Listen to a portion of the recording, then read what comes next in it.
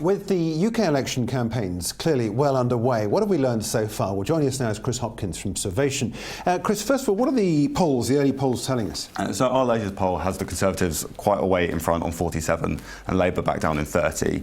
We've also found that since 2015, UKIP their vote share seems to have sort of decreased quite considerably. We've got them on 4%, and there doesn't appear to be a big Lib Dem fight back like some people might have thought. We've got them on 7% in our latest poll.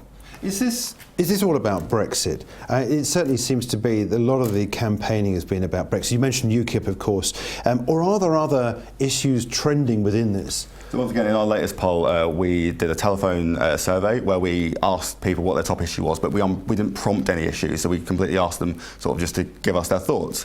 Now, we then coded their responses, and we did find that Brexit came top, but only 15% of people said that, followed by sort of the NHS on 14% and the economy on 12%. So it is the standard issues. So although Brexit does appear to be relatively important, it's not sort of running away with the lead.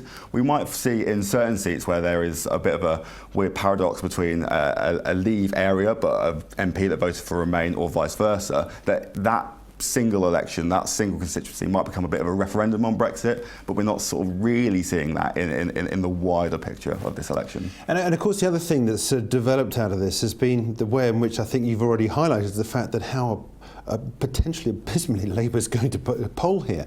I mean, how bad could it get for what is the opposition, effectively? I mean, it could get really bad. I mean, in terms of vote share, they're currently, like I say, polling around 30%, and that's not that far removed from what they ended up with in 2015 under Ed Miliband. But because the Conservatives are so far out in front, and there are a lot of Labour con marginals, we could see Labour MPs with up to sort of 5,000 to 7,000 majorities potentially in danger of losing their seat. So that's likely to be where their bad news comes from. It will come from seats, not necessarily from vote share. And is that likely to see some big scalps go? I mean, we saw Ed Balls, of course, last time. The famous ones have been the likes of Michael Portillo and so forth. Could we get a few more of those? I mean, there's potential. I mean, like I say, anyone sort of with from what I've heard within the Labour Party, anyone that's got sort of a 5,000 majority might be in a bit of trouble. That could extend to 7. I mean, I think in the MP in Sedgefield, Tony Blair's old seat, has around a 7,000 seat majority, 7,000 vote majority. So he might potentially be in trouble, and that would be a big scalp for the Tories to take Blair's old seat. Absolutely, that would definitely trump Portillo, I think, as well.